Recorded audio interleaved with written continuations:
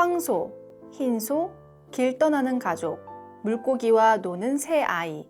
그중 황소라는 작품으로 우리에게 잘 알려진 화가가 있습니다. 바로 이중섭인데요. 그는 사후 한국 미술계를 뒤흔들 정도로 엄청난 영향력을 발휘했지만 생전에는 지독한 가난에 시달리다 1956년 늦은 봄 거식증에 시달렸고 서울 적십자병원에서 생을 마감합니다. 20세기 초 탄생한 적십자병원은 지금까지 사회 안전망의 최전선에서 끊임없이 공공의료를 위해 노력하고 있는데요. 오늘은 공공의료의 중심, 적십자병원에 대해 알아봅니다. 적십자병원은 바람 앞에 등불 같았던 20세기 초 대한제국 시절에 탄생했습니다. 고종은 1905년 7월 8일 대한국 적십자병원을 설치해 군인과 백성 중 병상자를 구료하라 이런 조치를 내립니다. 조선왕조 내내 해민서, 활인서 등을 통해 구현해온 공공의료를 계승하려는 것이었습니다. 이런 이념으로 세워진 병원은 1905년 9월 15일 본격적으로 진료를 시작해 1907년 광제원과 적십자병원이 대한의원, 그러니까 현재 서울대병원으로 합병되기까지 총 62,730명의 환자를 진료했습니다.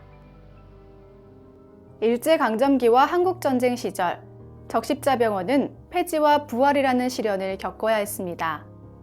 일제강제병합 후 상해 임시정부가 설립한 대한적십자회는 1920년 간호원 양성소를 설립해 공공의료 활동에 명맥을 이어갔지만 열악한 재정과 일제의 탄압으로 간호원 양성은 제1기를 끝으로 마감하게 됩니다. 그리고 찾아온 또 다른 시련, 한국전쟁. 전쟁으로 폐허가 되고 국가 인프라가 무너지면서 적십자병원은 제 기능을 수행할 수 없었습니다. 전쟁과 전후 기간에는 스웨덴과 독일 적십자병원을 중심으로 공공의료 활동이 이루어졌죠. 특히 스웨덴, 덴마크, 노르웨이 등 스칸디나비아 3국은 우리나라의 의료기술을 전수해 1958년 국립의료원, 현재의 국립중앙의료원을 세우는 데 크게 기여했습니다. 1960년대부터 적십자병원은 개안수술과 구순구 계열, 일명 언청이 수술 등 우수한 의료기술을 선보이며 우리나라의 공공의료를 선도했습니다. 1970년대에는 병원선을 운영하기도 했고 1980년대 중반에는 전국에서 13개의 병원을 운영하기도 했습니다. 그리고 지금은 폐원했지만 영화 택시운전사의 광주 적십자병원이 나오는데요.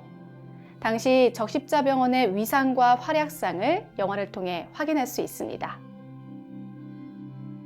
하지만 1990년대 국민의료보험 전면 시행, 민간 의료기관의 급증 등 사회 환경이 변하면서 적십자병원은 침체기를 겪습니다. 재정 상황이 나빠져 일부 병원은 문을 닫아야 했고 현재는 7개 병원을 운영하고 있습니다. 어려운 여건에서도 적십자병원은 서민들을 위한 병원으로 자리매김하기 위해 노력했습니다. 2012년 서울 적십자병원에서 시작한 희망진료센터는 공공의료의 롤모델로 자리를 잡았는데요. 기업, 대학병원과의 3자 협력으로 의료 소외계층에게 맞춤형 의료 서비스를 제공할 수 있었습니다. 코로나19 발발 초기 6개 적십자병원은 선별진료소를 운영하고 2월에는 대구 지역을 중심으로 감염병이 확산되면서 상주와 영주병원은 감염병 전담병원으로 지정됩니다.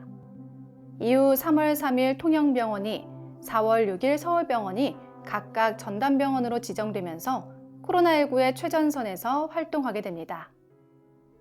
하지만 우리에게 꼭 필요한 이 공공병원에는 항상 어려움이 있습니다. 만성적인 경영적자가 발목을 잡고 있기 때문이죠. 특히 코로나와 같은 팬데믹 상황에서 전담병원으로 지정되면 기존 환자를 다른 병원으로 보내고 또 내원 환자를 받을 수가 없기 때문에 그 손실은 더 커진다고 합니다. 인력이 부족함에도 무급휴가를 권고해야 하는 상황이 오고 급여를 제때 받지 못하는 최악의 상황에 직면하기도 합니다. 공공의료가 무너진다면 그 피해는 고스란히 서민들의 몫으로 돌아가게 되는데요.